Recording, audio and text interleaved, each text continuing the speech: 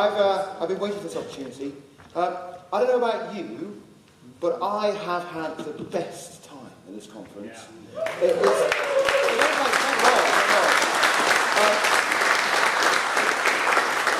I've been to an unbelievable number of conferences during my lifetime, and this is the single one that has resonated with me the most. And I feel, and that's not just because of this conference and all the unbelievable, deeply artistic, creative, risky, beautiful, poignant, just displays of unbelievable talent. It's also the community. I feel so at home with the Elixir community. It feels like it's my place, and I'm really, really honoured to be here and to be part of it. And I've really enjoyed chatting to many of you here, and I hope those conversations continue. And if I haven't chatted to you yet and you want to chat to me, I'll be delighted to. And I'll be here tonight and a bit of tomorrow as well. And then I also thought, well, I'm enjoying myself so much, maybe if I don't stop talking, I can filibuster it and we can keep going forever, right? We never leave. How about that? Yeah.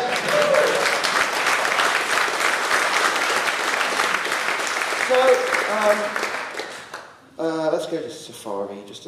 So I'm going to go backwards. Like this Tower 5 thing, I'm not talking about now at all. This is like the future. This is the next 10 years of my work. And I'm putting it up here so you know about it, you can see about it. And what I'm going to show you now is the past 12 years of my work and show you where that's got to. And that will form the basis of where this goes. But this doesn't do anything yet. It's got pretty pictures. It's got a nice framework. I wasn't as clear as I could have been last time. This Tower 5 currently is essentially an electron for Elixir. So you can build any website, turn it into a desktop app. It was what I'm essentially doing. So on top of this, you can build anything, and I'm going to build what I'm going to show you now, which is currently Ruby.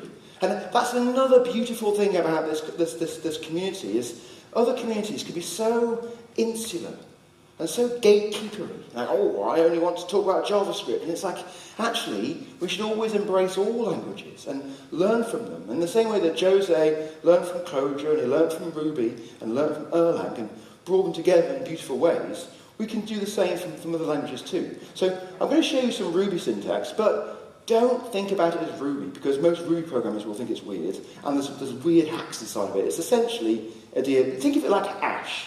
Ash for music, happens to be Ruby. It looks exactly the same, but it isn't macros or data structures, but it is like all run in real time. But Ash would be a cool way to think about this in the future. So yes, I'm not going to talk about this, I'm going to talk about Sonic Pi, and I'm not going to spend much time talking really, I'm just going to show you how it looks. It's fun, right? We're going to have some fun. We've done a lot of learning. I'm going to just give you like a live workshop. So if you've at any point you've got any ideas, thoughts about what I could do, shove your hands up, or I can't really see you, so just shout out, and I'll be happy to take it to an interesting direction. So, right, what time am I finishing, Lars? I've got absolutely no idea. Yeah, can you give me like a 15-minute warning?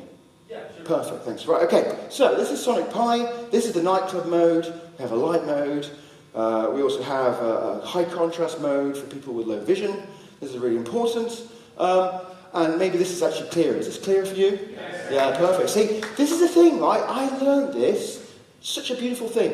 When you build things for people with accessibility needs, it might seem like a chore. Oh, I don't really fancy it. My vision's perfectly fine, although mine isn't anymore, and I was struggling to read everything. When you build things for accessibility, you don't just have the massive win of opening up your thing to broader communities. It actually also has dramatically interesting impacts in other ways that you couldn't perceive. So making it honestly, it's really good.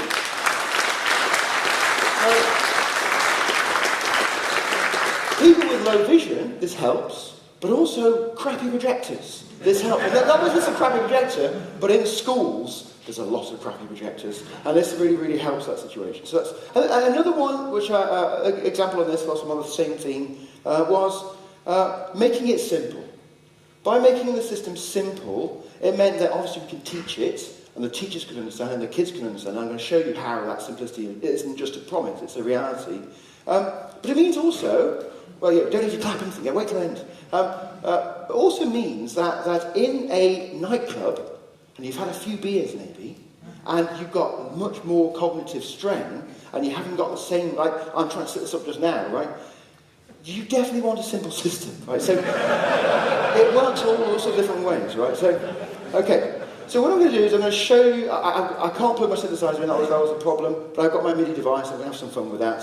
And I can talk about this in a moment as well, what this can do. But what I'm going to do is going to walk you through Sonic Pi, show you how to make some sounds, hopefully you'll all go away and practice it at home, and then the skills you'll learn, either you can carry on playing Sonic Pi, but also when Tower 5 becomes more of a real thing, actually you're going to find the semantics are pretty much equivalent.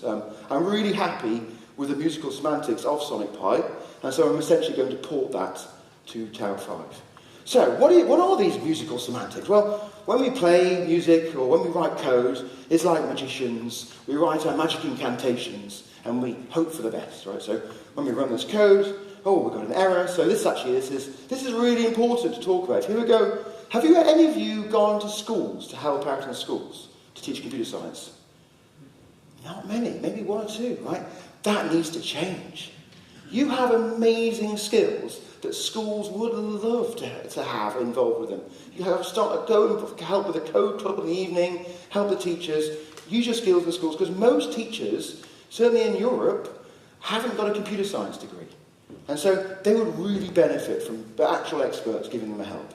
And errors, so when you go into schools, you realise there's a lot of things you hadn't realised are important to talk about. So a lot of people think that real professional programmers never make mistakes. Only the learners make mistakes, right? It's never have a compiler error or a syntax error or a runtime error if you're a real professional programmer. And so when you have an error, that's shameful. But clearly it is not.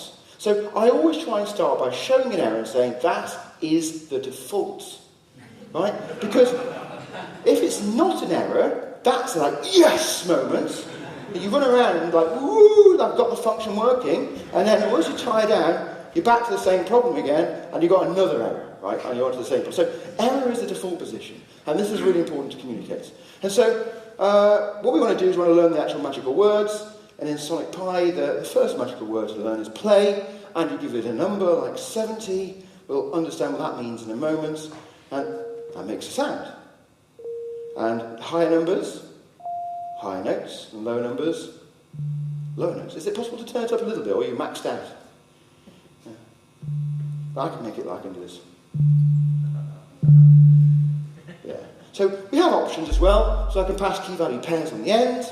This is my assigns. I never understood the word assigns. It always grates with me. I don't know why, I don't like it. But these are options, or a hash map, or a sort of key value pair data structure, or assigns, I guess, in a sort of weird way.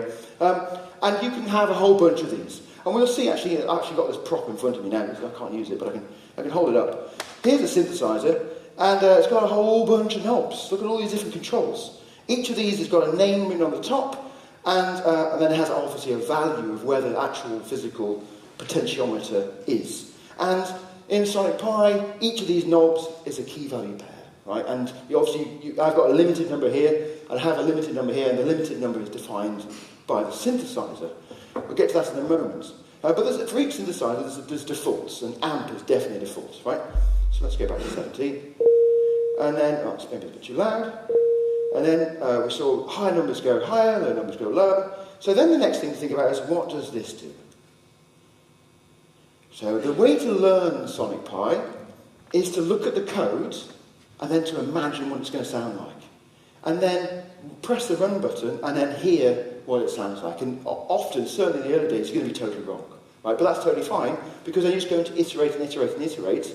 And at some point, you're going to start to build a cognitive mental model in your brain of how the music works, which is the first step. And then if you keep expanding that and keep making that more and more accurate, the magic happens, because at that point you can start to hear sounds and then inverse that cognitive model and know what code to write to produce that sound.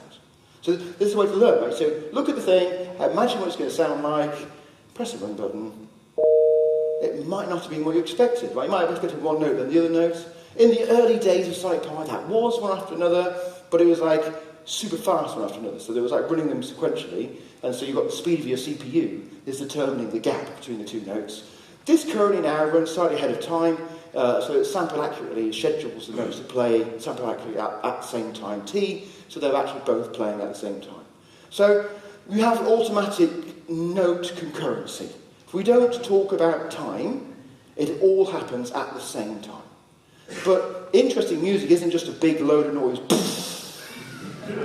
Right? It's something that would be fun, and you can totally do this, and I can make lots of lines of code. You need one more command, and that's sleep. And now I have the fundamentals of all the Western music. It's nuts, but it's true, right? Just in the same way, you can take like Logo, which is Seymour Papert and Cynthia Solomon. They were working in the 70s, teaching kids how to code with robots, drawing around on the floor, and you had a few primitives, pen down, pen up, rotate, go forward. They also did cool things like arcs and stuff, but just those semantics there are enough to draw any picture, right? That's amazing. This is enough to make any melody you've ever heard or ever will hear. It's beautiful. And the great thing about this is like, even if we just like, let's just get rid of this nonsense, this is all too complicated. Right, let's go to the simple. I can give this to a 6-year-old child. My niece, when she was 6, I showed her this, and her first program was over 100 lines long. And I said to her, that's amazing. She said, I'm not finished. I said, carry on, right? So the thing is, though, right, you want to have an instrument. This is important, right? Especially in education. It's really important to make sure that things are... I need water. Has anyone got any water, possibly? To make sure that things are simple.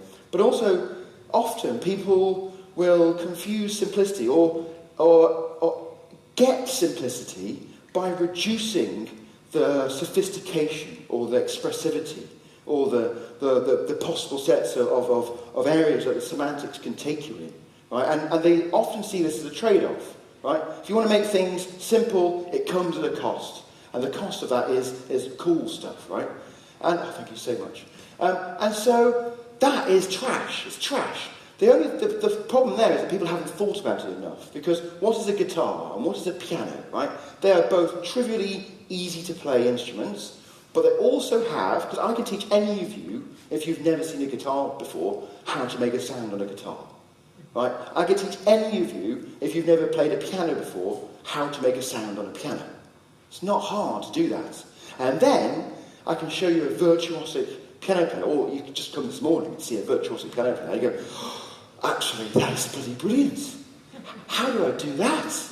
I want to do that. So when you see an amazing artist doing a virtuosic performance like that, it gives you the motivation then to move on from just plonking your hands and making a noise to learning how to play beautifully. And to me, that's how we should be teaching computer science. We should be teaching it by having influential, exciting people that get the kids motivated to actually learn. Now, who are those people? Is it Bill Gates? So we like super bubbly water, as we've already been warned. Is it Bill Gates? Is it Steve Jobs? Elon Musk? Are these the people that are going to get the kids salivating to program? Or is it Taylor Swift? Yeah, or Jimi Hendrix? Who is the Jimi Hendrix of programming? That's the person that's going to get the people excited. And you don't want one Jimi Hendrix. You want a Jimi Hendrix of rap music, of grime music, of drum and bass, of country and western, of opera. And you can do all of those things with Sonic Pi and more. I mean, I've known a lady in Canada. She made an opera with it. There was a lady in India. She was making beautiful Indian music with it. There's a guy in Finland doing heavy music, metal music like you've never heard. You can totally do all this thing. And my job now, for the rest of the time, is to show you how to go from there to this sort of virtuosic, interesting thing. Right? Does that make sense? Mm. So we've already seen that we're going to have the options, right? They're super fun. Those options allow you to change the amplitude. That one's louder. I can also change the release time.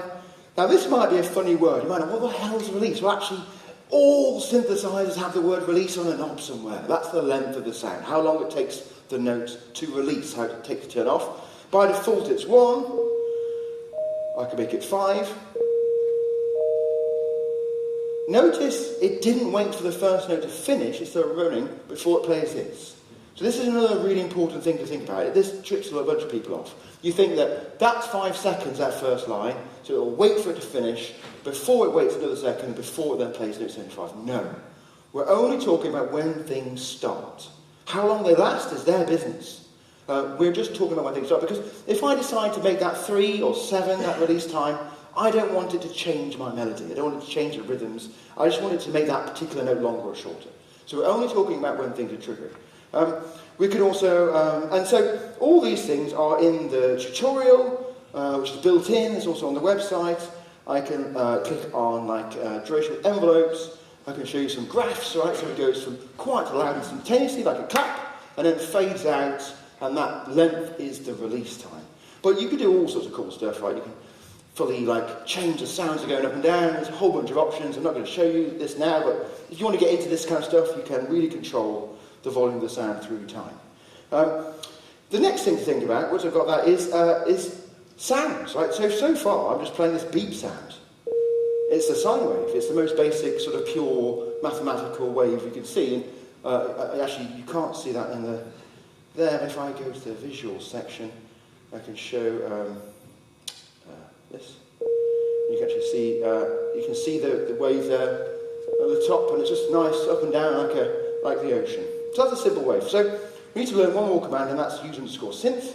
That modifies the sort of local scope, so all the code below it will use whichever synthesizer. There's a whole bunch of drop-down menus here. Let's choose chip bass. Let's choose, what should we go for? A fun one is, what we're going for? Gabba kick, that's a... yeah, Blade. Oh. There's a whole bunch of built-in synthesizers, and these are all using mathematics behind the scenes, using a synthesizer called SuperCollider to make the sounds. And there's a whole bunch of these synthesizers. Let's look at Profit. Now that sounds a bit weird. Let's try and make it a bit lower. So we have a few ways to make it lower, right? One way is we could just change the number 70 to a lower number. But also, because it's just Ruby, I could just go minus 24, 36, release time 8, make the cutoff value 70. What's cutoff? Well, you don't need to know, just play with it. Is it possible to turn it up a little bit more?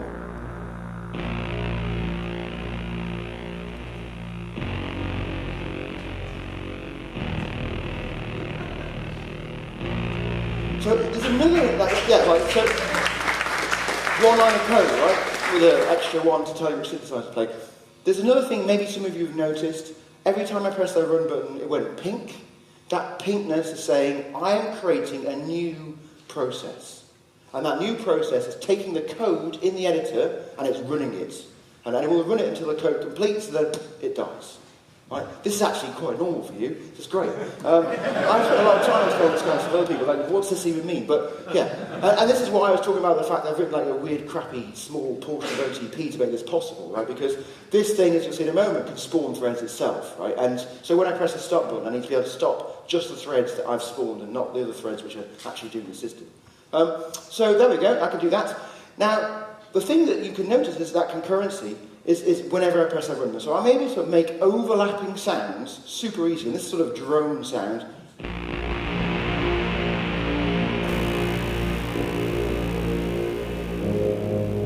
I can just start making this sort of, oh, I can't even hear that. And layer the sounds over each other like that by just pressing the button. So this is a totally valid way to live code a SciPy. Single line of code, keep pressing it, maybe make the release 60, that gives you time to add more layers on and on and on. There we go. So, that's fun. I can change the synthesizers. The Profit synthesizer is fun. The cutoff value is this cool thing which changes how much of the high frequencies make it through to the end sound. So, at a high frequency, let's go back to this. 120, you can hear it kind of buzzy, and 70, more muffled. Right? So that's a really useful tool. Now, the next thing that people want to learn about is actually to use pre-recorded sounds, because they're actually really useful to have. So sometimes it's easy to model the sounds with mathematics, Sometimes it's easier to use a microphone and record the sound of the tree falling down, or the trains running past, or people singing, or your favourite friend reading a poem, or whatever it is you want to read, or a friend playing a violin. And so this is really fun to do in kids' schools. Go and give them some recording devices, go and make some recordings, bring them out to the classroom, and then use them to make their own compositions. Now, of course, that's super fun, but not everyone has access to do that. So Sonic Pi has a bunch of samples built in. These are all Creative Commons Zero license, so there's no copyright issues to worry about. So they're free for you to play with. They're not always the best sounds. It's really hard to get super high quality, free, license-free sounds. But I've got a bunch. So let's look at this. So let's we heard the bass drum before. That's the kick drum. That's cool.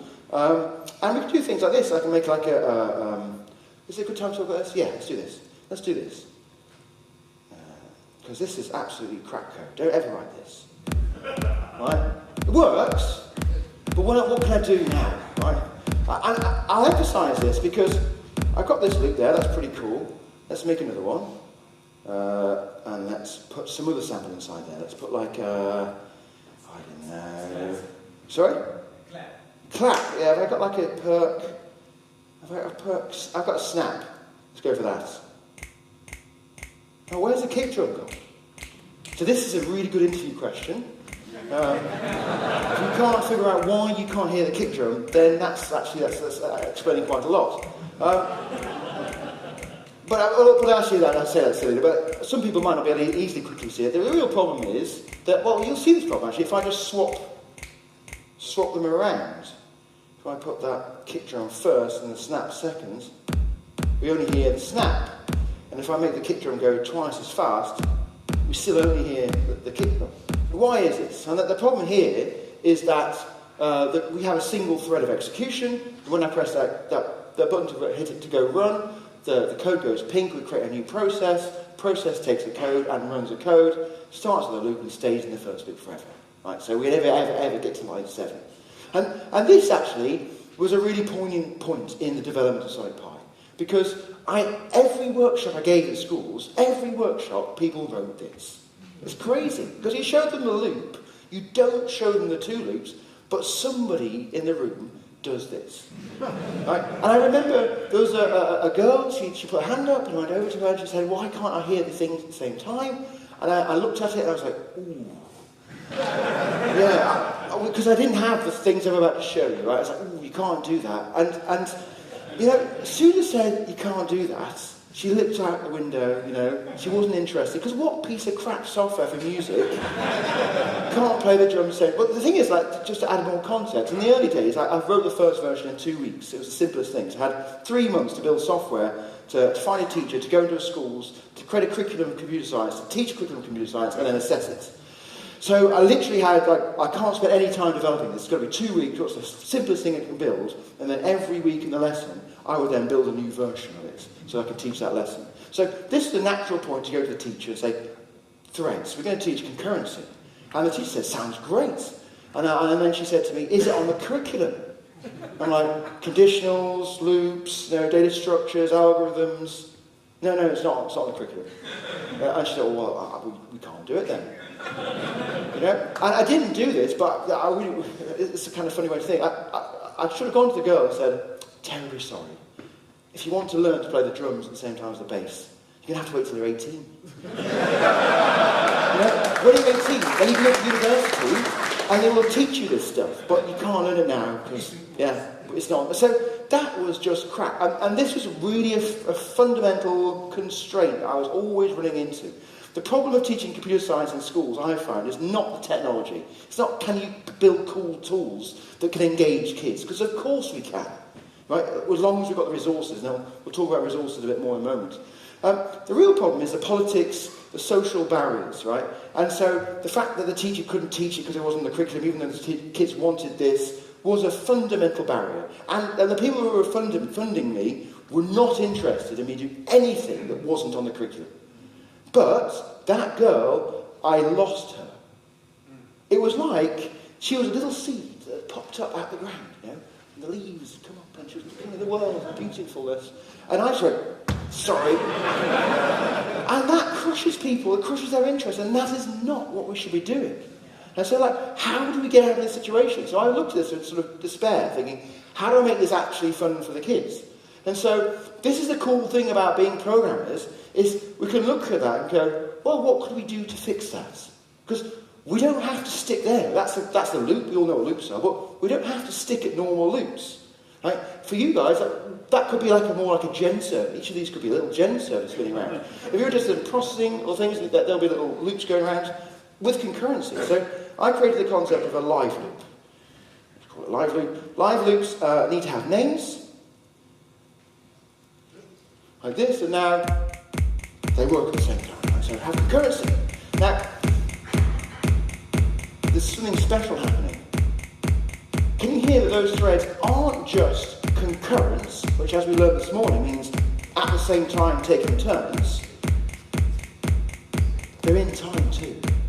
So this is not just normal concurrence, because you can imagine a band, right, of lots of instrumentalists, a free jazz band, and you're like, go, and they're not even looking at each other, just doing crazy. That's one way of working, and that's totally fine if that's what you do. But often you want actually people to be in time. And so these, by default, start in time. I've written a really quite nice mathematical paper that's got Haskell proofs in it to demonstrate that timing semantics are sound. There's a whole ton of work that's gone into that. That sleep 0.25 is really, really, really sophisticated to make this possible. And I can go into detail another time. That's like maybe from some beers. I can tell you how that works. I can maybe show you the link of the paper at the end if you're interested to read that. But essentially, all you got to know is that it just works. It just is in time. And then, that's not the coolest bit. Because, have you noticed, I'm showing you music, and every time I want to change it, right? Can you imagine going to a gig where they've got the music going, maybe it's a bit more interesting than this, say, and they're, maybe I want to make the snap louder, right? So let's maybe make it 5. So I'll stop that and start it again. Right? Oh no, I probably want to make it go like 4 times as fast, a bit quieter. Right? No one ever stops and starts things. What you really want to be able to do is have it running and then just go in and change the code and it just works, right?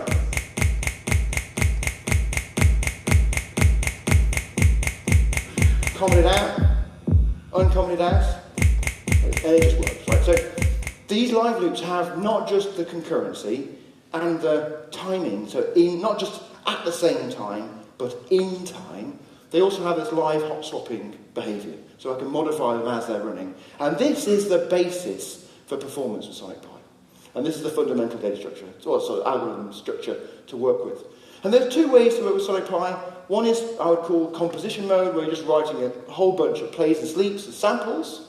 And another one is where a performance mode, where you have a bunch of live loops and you're modifying them constantly and bringing them in and bringing them out. Now, there's a whole bunch of other things, like what happens if I make an error, right? Because you're sweating and you put them on key and you run the code. Well, one thing that happens is that only the thread that had the error dies and the kick drum's still going. So this is lesson 1, right? Always have more than one live loop. Because when this happens, the crowd think it's intentional. And they're like, yeah, and they've brought it right down. And you're like, oh, shit. So you fix it. Now, the problem is now, though, when I started them, they inherited the same logical clock, they started at the same time, everything's beautiful and works, but now one's already running, and when I start another one, it's not quite in time, right? I have to press run just at the right time for it to work, and that's not cool. That doesn't work with a simple thing. When I'm stressed in a nightclub, I don't want that to happen, right? So let's kill it again. What I actually can do is I've implemented a sort of thread barrier synchronization mechanism, which allows you to tell the thread to stop and wait for an event to happen. And you can pattern match against a whole bunch of different events, and I can show you that in a second. This thing here is like an event system. All the live loops are actually spinning around, creating their own events to say, I've spun around. That's pretty useful. So actually I can say to Sally, I need you to synchronize on Kate. Works. So when the event comes on, it passes the logical clock across, and it's all synchronous in time. So that was fun. So now we've got pretty much the basis to actually start to build some interesting things, and I can show you some fun stuff. I'll show you one other thing actually now before I go into more detail, which is I'll show you in a moment. One thing that would be fun is with samples.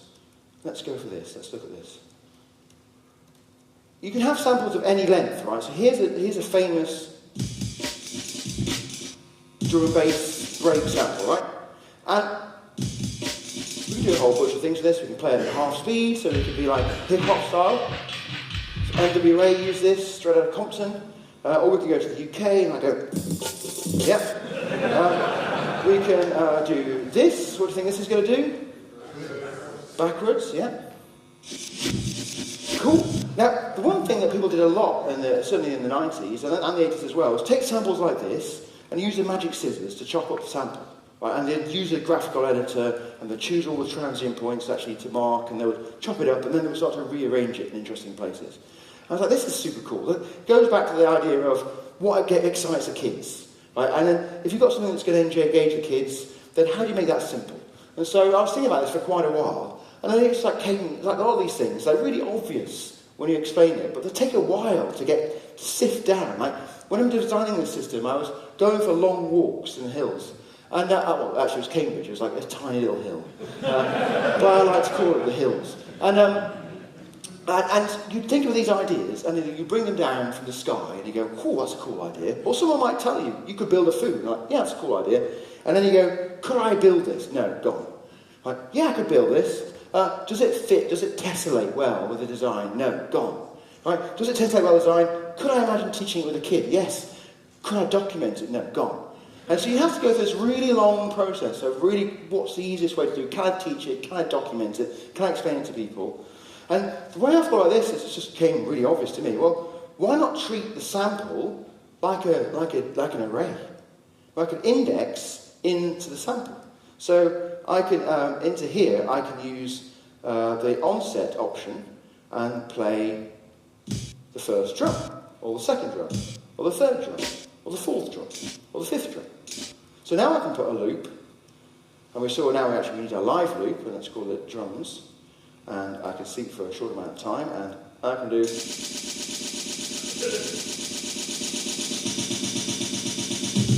Well, because it's Ruby, I can put a pick, which I made as a lambda, right, which actually...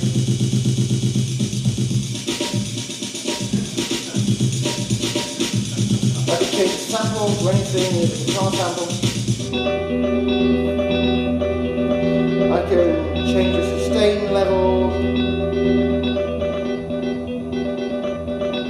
I can do some, iteration and reset everything. On every iteration.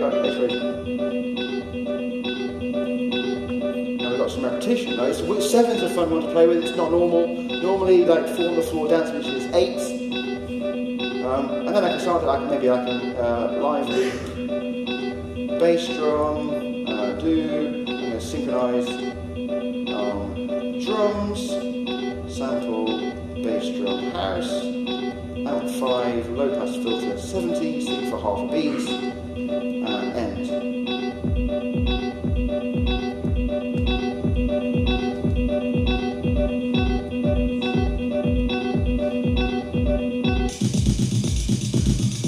I start to see what you can do with this, so I can start taking it in interesting places. Now, this is starting to get a little bit more complicated, but I have taught 10-year-old kids every single element of this. Right, and this is what I said earlier on the first day. If your systems are complex, and you're like, oh, I've got a really complex system, and you can't teach it to a 10-year-old child, you haven't done enough design thoughts. Maybe you have enough because of your product, but you really could spend it. This has got so much complexity, and you can teach it to a 10-year-old child, and the only reason you can is I spent a lot of time walking in the hills, thinking and thinking and thinking. And that's really, really an important thing. So, there we go. Any questions at this point? No. How long have I got left, Lars? Oh, you're good. Cool, right. Keep going. Right, sounds good. Yes? So, I tried it. So, those little tabs, are those tabs on the bottom? 0, 1, 2, 3, 4? Oh, yeah, that's the worst bit of Sonic Pine. This is dreadful. This was actually the only bit, really, that remains from the first ever 2-week implementation. Right, and in my head, I was like, we're going to have, each lesson would go in a different tab, so they could refer back to what they did in the last lesson. They never worked out. They're completely independent. They're like just basically editor workspaces that don't have a name, and they're there. They're useful. But that's the worst bit of SolidPy. So they don't run at the same time? There's no semantics, there's no behavior attached to that whatsoever. They're just essentially different buffers.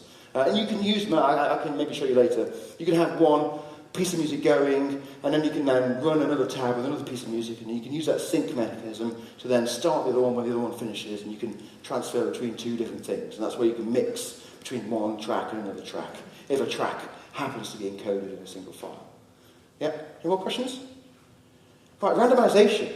So, what about this? So, actually, scales. Let's look at that. So scales, if you don't know what scales are, E3 minor pentatonic, right? So this is a funny thing. What the hell is that? I quite like putting the parentheses around, because that's the natural place. They're much better at the start and the end. Yeah? That's the way it should be. So, because this is a data structure, right? This function scale will produce a immutable, a vector, a list, an array, whatever you want to call it, representing that scale. And all a scale is, if I print that, you can see here, I think it's view that, view size. Oh, that's code size. Zoom in the logs, zoom in the log. Can you read that on the right side? So all the scale is it's a list, 52, 55, 57, 59, 62, 64, right? You've got this fancy word, minor pentatonic, that's whatever. You've got to think of scales like colour palettes. If you know websites, you go to your designer, they might give you like 5 colours. These are the colours to use. These are the notes to use, to choose from.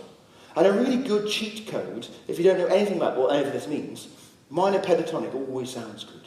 Makes you like Brian Eno. Right? Everything just sounds nice and melodic. So it's a good starting point. It's a bit like the cheat code for a piano is to play the black notes. It's basically a pentatonic scale, and it always sounds quite nice. Stick to the black notes, and everyone thinks you're amazing. So I've got this data structure. I can then work through this. So it's an immutable data structure. I can't modify it, because you can't modify the scale E3 minor pentatonic. We're not in Java. I can't change dates. That doesn't make any sense. And what I can do is I can create a live loop called foo. I can take my scale, I can seek for 0.25, and I can play the scale. Well, that will actually, you can't hear that, it's very quiet. It's playing all the notes at the same time. That's a cool, right? But I can actually tick through each of these notes. And tick is basically it's a thread local index, the thread local counter, and that thread local counter is incrementing up, and it's like taking its current value as the index value into the data structure, and because it's in a ring, it will always be a mod of its own length, so it will always wrap round.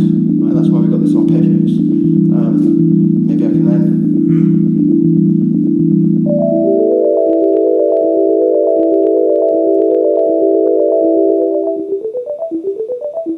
choose one of those.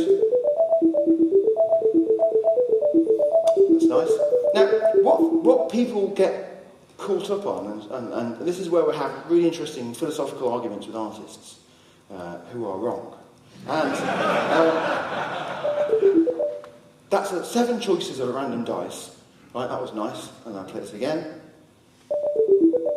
And again. It's not very random, is it? Right?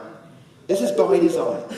Right, because randomization is not the good starting point. Determinism is the good starting point. Because if you have a determinist system, you can super easily make it random. If you have a random system, you cannot make it deterministic. It doesn't go both ways, right? And so I try and have this argument with artists, and they're like, oh, it needs to be different every time. And, well, not actually, no. You can do that. That's definitely a mode. You can actually change the seed, right? So I could say, use random C 3000 or this, and I can change it. But I can obviously then call some Ruby function to get the current time and turn that to integer and then make that a thing, and then it's different every time you play it, right? So if you want to do that, you can, but it's explicit in the code. But by default, if you copy that code into your Sonic Pi, you will hear the same sounds in the same order every single time.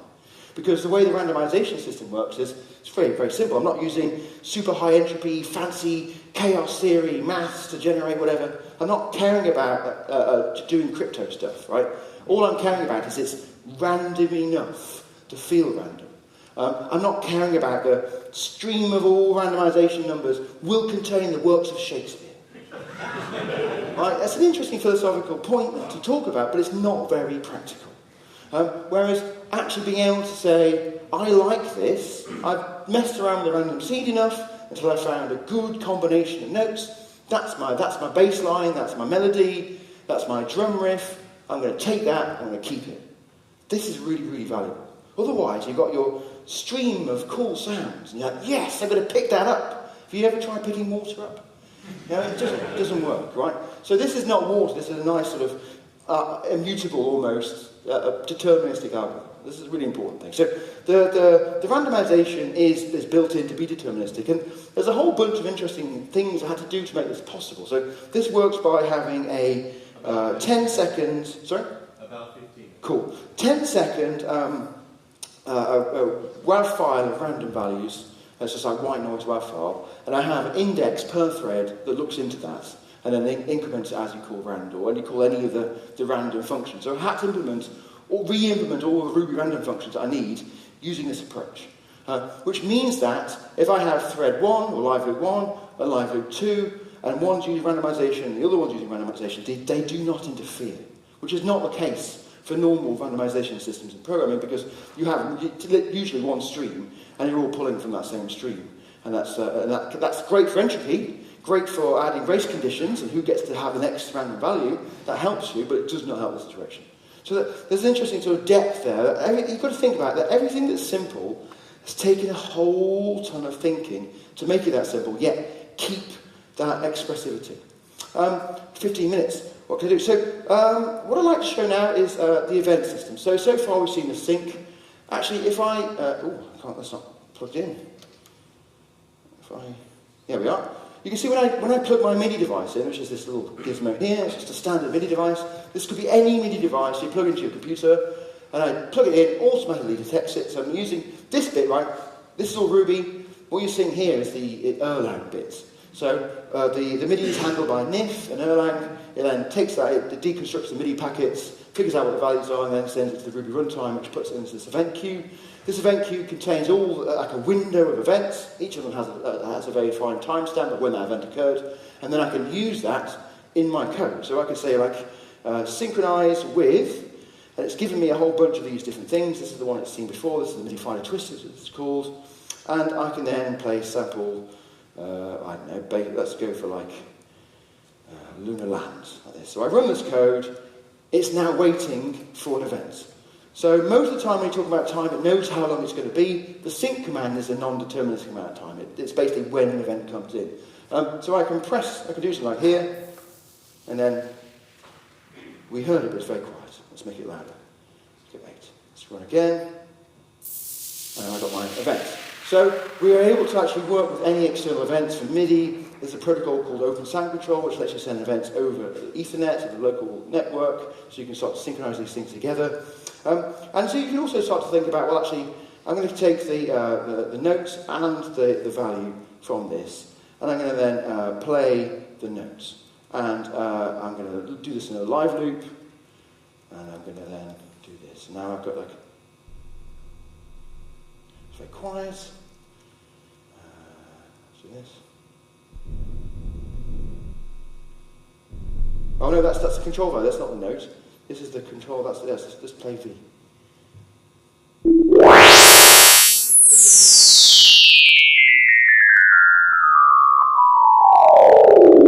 So you can work with these events like this.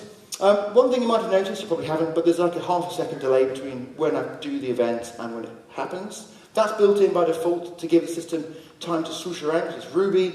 But I can say for this particular thread, say use real time.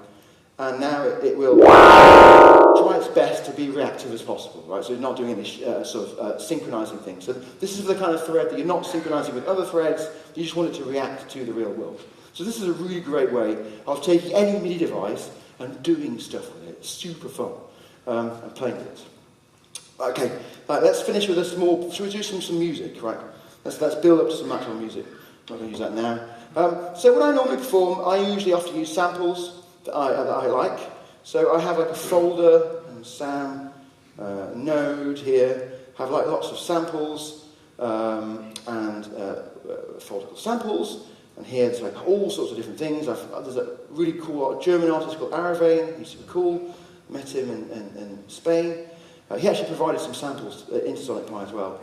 But here's a sample pack that he provides, so I could buy that sample pack, and then I get the rights to work with that, and so I can then use his sounds. And I can take that sample, I can drag it into Sonic Pi, and I can write the word sample in front of it, and I can change the amplitude to 5, and now I have that sample being played.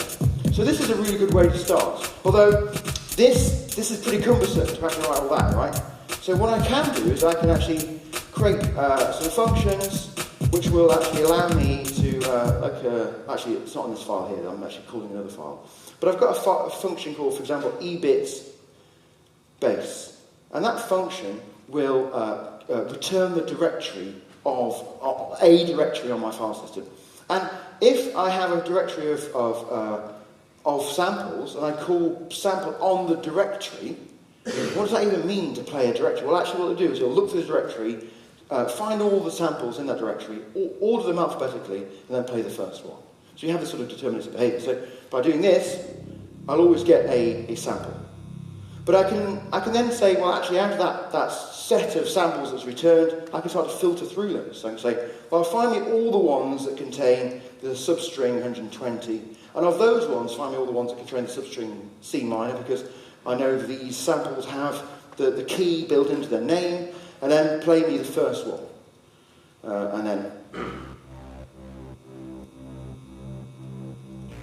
And then let's go louder.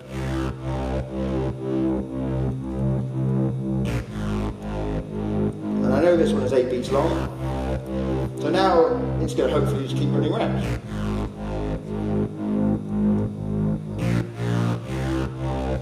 So I'm maybe like E-bit pads, and I'm going to do the same thing, so maybe I'll just cut and paste this.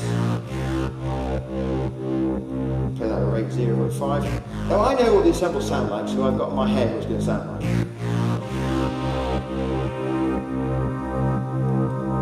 Let's do a bass drum, let's synchronize it with foo.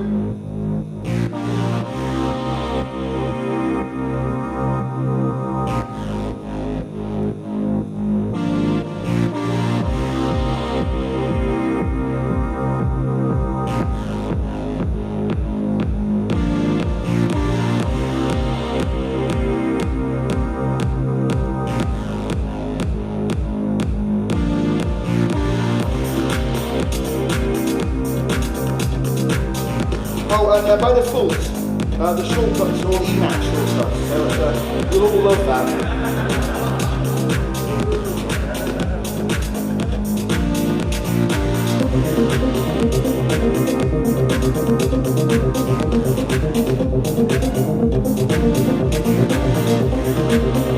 So I can take that same I did before, and then make another one down here, which is called acid.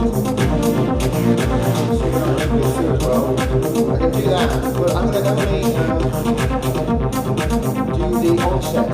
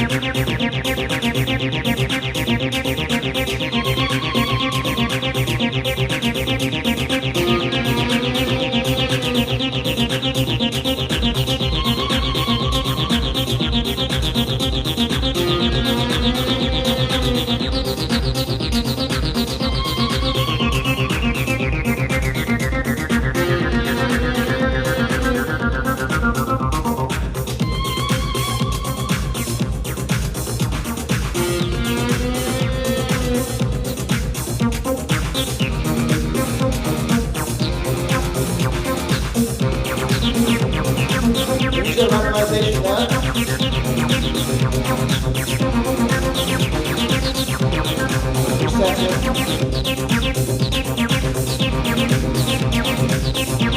So yeah, it's really interesting syncopating. Change the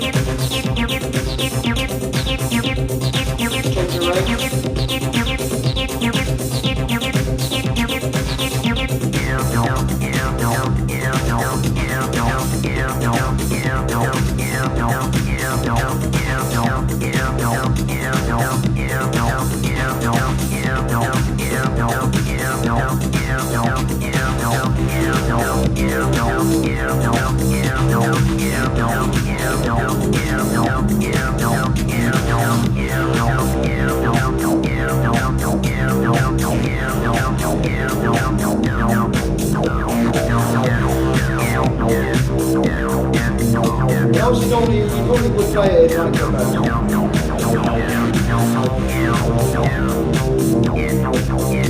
then you start commenting there.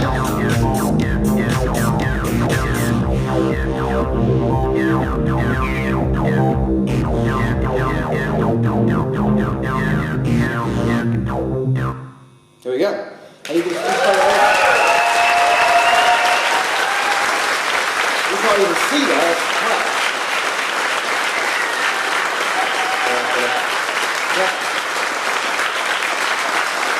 Thank you. So, I really just wanted to end. I've got 3 minutes left, Mars. Okay? Yeah, cool. I say this often in a lot of my talks, so bear with me if you've heard this before, but it's a really important thing that imagine if the only use for written language was for legal documents and religious tomes, which was the case. It literally was the case, right? And at that point, if you wanted to sign something, you'd put a cross because you couldn't write, right? And now we can all write, we can all read. The world's a dramatically better place. It's so much richer with poems and letters, to-do lists, shopping lists, Twitter. Oh, it's getting worse. But we are able to communicate with each other, and that's beautiful, right? Now, imagine a world where the only use of software is business apps. That's your world, isn't it? That is your world, literally, that's your world. It's crap. It's crap. Now, I'm not saying that business apps aren't important, just like the religious tomes and legal documents are actually useful, right? They do have value, right? And business apps clearly do have value, otherwise you wouldn't all have jobs, right? And that's great. It's great for you anyway. Well done. But wouldn't it be a nicer place if everyone else in the world knew a bit more about programming? And could do it a bit more? And you could go to parties. Do you ever go to parties? Who goes to parties here? Cool. Can you invite me? Is that possible? And then, when you go to a party, do you ever go, people ask you, what do you do? And you go, programmer? Yeah, and they're like, oh, they're not interested. That conversation is dead. So when I go to a party, if you ever invite me, people ask me, what do I do? And I'll say, I'm a musician. And they're like, cool. What do you play? Like, code. Yeah? Got it. And they're interested, right? And like, whoa, you can play code, yeah? And now we're changing the social perspective of what programming is. And this is important. And if we want to reach out to everybody else in the world, we need to find ways to make it meaningful and interesting and relevant for them. And that does not mean professional programming. And that therefore means we do not need to be teaching professional tools in schools. Right? We shouldn't do that. In the same way we should be teaching professional things in schools of all different disciplines. You teach the basic things that are fun and engaging, that teach the principles. That those who enjoy those principles can then, like you, can then take that further. Right? That's fine. I'm not saying we shouldn't have professional developers. I love you all, and I'm one as well. That's great. But everyone else needs to have a little bit of understanding of programming. So this is a critical thing to do. And I think this approach and other creative approaches are really, really critical. So with that to say, I'll end with me on what's actually rotated around. It's pretty cool. So if you're interested in what I'm doing, this is my link tree, so you can see all my links where I'm at. If you think the work I'm doing is important, please consider sponsoring me. If you're interested in the work I'm doing, the Patreon thing is free to join, right? And you'll get blog updates about Tower 5. I'll keep you in the loop. There's absolutely no need to pay anything at all. It's helpful. And if I can double my number of Patreons, I've got 500 people currently that support me, which I'm very grateful. 2 extra people supporting me today. So there's Bruce and John Luke. Thank you so much for supporting me. It's very kind of you. If I can get enough people, if I can double that, then I can start to become sustainable. And then my wife is not going to ask me to get a proper job. And that's really nice to do. And if any of you have companies that would like to have workshops, I can teach this stuff, I can get the programmers and the non-programmers together, it's super fun to do that, get everyone jamming, that's great. If you have parties and you want to have a DJ making the music, I'm the person to hire, super fun, and we can get everyone dancing. And if you're interested in Tower 5, maybe if you've got a conference in a year's time, if that's anybody here, or other places, maybe you might be interested to see what I've achieved in a year's time, and see if I can do what I just did then, but purely in Tower 5. Thank you very much. And I really have had a lovely time. Have a great journey home, wherever you come from. And if you're going for beers afterwards or food, come and say hi and we'll chat. Yeah. Thank you.